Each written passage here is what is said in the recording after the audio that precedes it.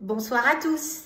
Aujourd'hui, je voudrais vous proposer une vidéo pour vous aider à faire les devoirs efficacement.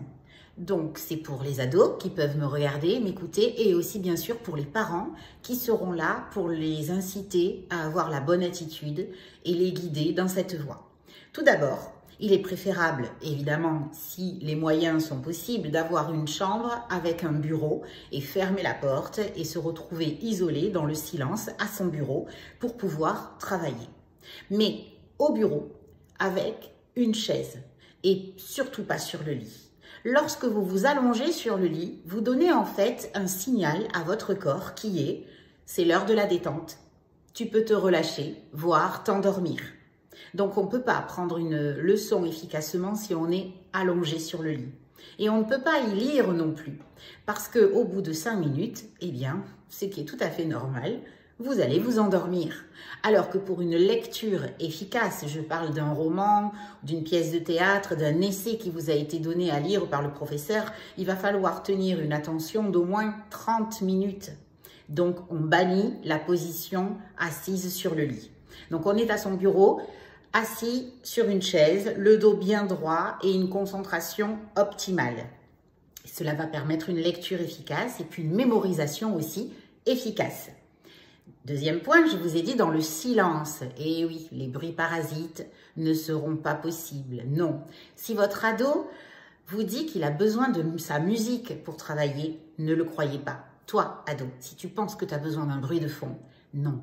Sache que ton cerveau est multitâche. Oui, il va pouvoir faire plusieurs choses à la fois. Sauf qu'il va devoir diviser ses neurones pour cela. Donc, si tu mets une musique en fond, eh bien, il y a une partie de ton cerveau qui va l'écouter. Et tu auras moins de neurones à ta disposition pour retenir, comprendre, lire, déchiffrer ou calculer. Et donc, vraiment, il est prouvé par les neurosciences aujourd'hui qu'on ne peut pas, on peut, mais de façon moins efficace. Donc, si tu veux être efficace, il faut travailler dans le silence. Pas de bruit de fond, pas de musique de fond. Pas de téléphone non plus. Non, parce que ton téléphone, oui, il va te donner l'heure, mais il va aussi t'apporter de multiples sollicitations avec toutes les notifications. Et là, comme tu es curieux, tu veux savoir ce qu'on te dit, tu as toutes les applications qui vont t'envoyer des petites notifications. Sur Snap, il y en a sans arrêt. Tu vas avoir envie de scroller sur TikTok. Et non, c'est pas vrai, on peut pas scroller 30 secondes. On se laisse prendre, et même nous les adultes, on a pu le vérifier. On se laisse prendre à ce jeu-là parce que c'est très ludique et on va y passer de longues minutes, voire des heures entières. Donc, pas de téléphone dans ta chambre. Et tu te dis que ça, c'est un moment pour travailler. Et ensuite, une fois que tu auras terminé, tu iras voir qui t'a appelé, qui t'a envoyé un message. Tu pourras prendre un petit moment pour répondre à toutes tes sollicitations. Pas de tablette non plus, même si, alors, sauf si tu as besoin de travailler avec. Et à ce moment-là, tu te connectes sur Internet uniquement pour aller sur Pronote ou École Directe, comme je l'ai dit dans une précédente vidéo. Et une fois que tu sais ce que tu as à faire, tu éteins la tablette et tu te concentres sur ta tâche. Tu verras, tu iras beaucoup plus vite. Ce sera beaucoup plus efficace et ce sera bien fait. Et ensuite, tu auras du temps pour te délasser et aller et sur les réseaux sociaux et sur tes jeux favoris éventuellement. Troisième point, bien t'organiser avec un planning. Je me mets à travailler sur une matière, eh bien je dis pas pour un temps indéfini. Non, en général, je sais pour combien de temps j'en ai à peu près. Et je peux me fixer une demi-heure ou une heure par matière afin d'avancer mon travail. Et comme ça aussi, ça ne sera pas monotone et tu n'auras pas envie de décrocher et de changer.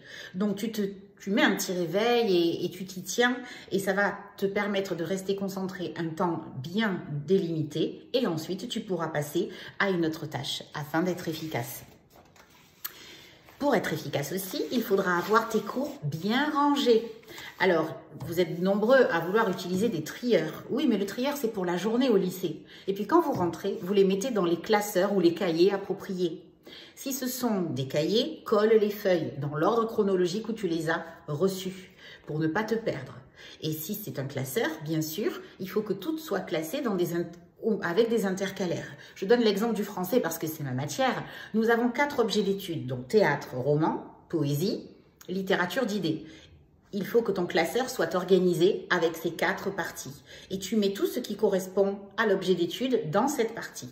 Et à l'intérieur de cette partie, tu pourras faire des sous-divisions. Les lectures linéaires, les comptes rendus de lecture cursive, peut-être des fiches méthodes, des fiches vocabulaire et les points de grammaire qui ont été demandés à l'écrit, en application, avec un extrait du texte qui correspond à l'objet d'étude. Si tout est bien rangé, tu pourras tout retrouver et tout va bien s'organiser aussi dans ta mémoire. Laisse une partie aussi dans ton classeur pour tout ce qui est devoir à rendre ou préparation. Et lorsque tu prépares un devoir à la maison et que tu vas le montrer le lendemain en classe, mets bien le titre, la date. Au moment où tu le fais, tu sais de quoi il s'agit. Alors tu te dis que c'est pas la peine, mais en fait, c'est nécessaire parce qu'ensuite tu vas oublier et tu ne sauras plus à quoi ça correspond. Toujours mettre les questions lorsqu'il y a des réponses. Souvent, les lycéens, les élèves mettent les questions uniquement sur leur agenda et ensuite ils répondent directement sur leur feuille. Oui, mais sauf qu'ensuite, en cours ou en prêt à la maison, ils n'ont plus les questions. Alors d'avoir des réponses quand on ne sait plus à quoi elles correspondent, c'est pas du tout pratique pour réviser, pour les reprendre. Donc fais cet effort-là de recopier les questions. Si tu travailles sur un ordinateur, tu fais copier-coller et c'est très facile. Et tu auras chaque fois à ta disposition des cours, des préparations qui seront efficaces et que tu pourras réviser et réutiliser. Ça sera très important. Toujours avoir sur ton bureau, à côté de toi, quand tu travailles, une feuille de brouillon sur laquelle tu vas pouvoir noter les questions à poser au professeur. Tu te retrouves bloqué à un moment dans n'importe quelle matière, mais en français, par exemple, j'ai du mal à trouver cet argument. Est-ce que cet exemple est valable ou pas? Tu le notes sur ton brouillon et le lendemain, au lycée, tu poses la question à ton prof. Il va te répondre, ça va t'aider pour avancer et tu vas reprendre ton travail où tu l'avais laissé. Une préparation, en fait, elle ne se fait pas en une fois. Elle va se faire en 2-3 fois parce qu'au fur et à mesure de tes étapes, tu vas pouvoir te faire aider par ton professeur. Mais pour cela, il faut que tu aies noté la question et que tu ailles lui demander son aide. Je suis sûre que tu peux. Enfin, lorsque tu fais un travail d'écriture, bien sûr qu'il faut travailler au brouillon.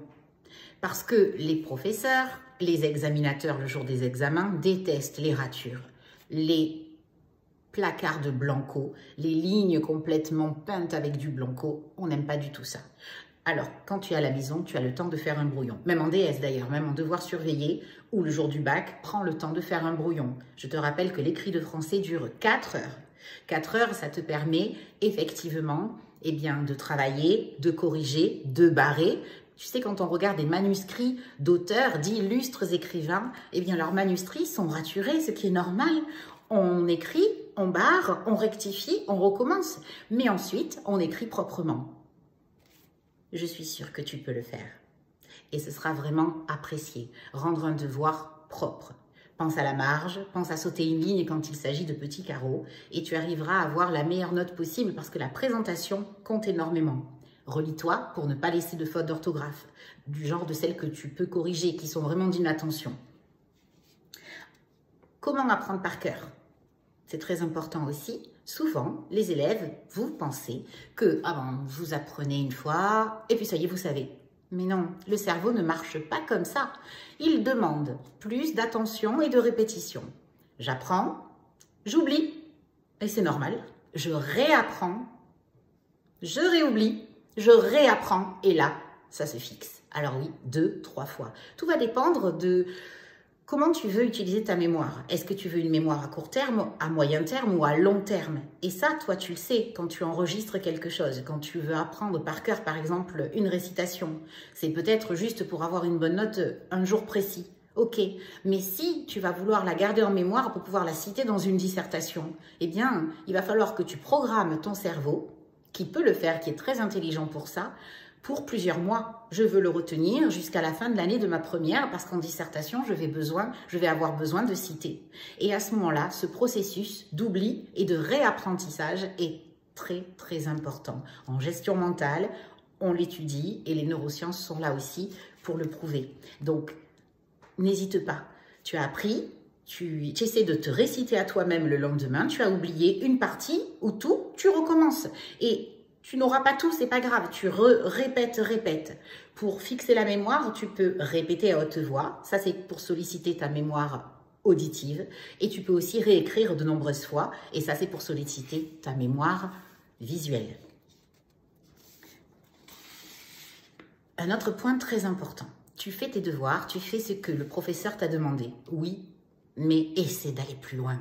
Fais une recherche sur Internet, approfondis le sujet, prépare des questions à lui poser, cherche le vocabulaire même si on ne te l'a pas demandé, parce que tu vas apprendre beaucoup plus de choses. Un cours, c'est une base, mais toi, tu dois te montrer curieux et avoir envie d'aller plus loin. Et c'est ça qui va être payant, vraiment, et qui va faire la différence avec les autres élèves. C'est ça qui va vraiment te donner aussi le goût de l'étude et peut-être de la recherche ensuite. Les parents, là, vous pouvez aider vos enfants. Regardez un petit peu ce qu'ils ont fait, puis posez-leur des questions. Et est-ce que tu penses que cette histoire de pièce du XVIIe siècle est actualisable aujourd'hui? Tu veux qu'on regarde s'il y a eu des adaptations filmiques?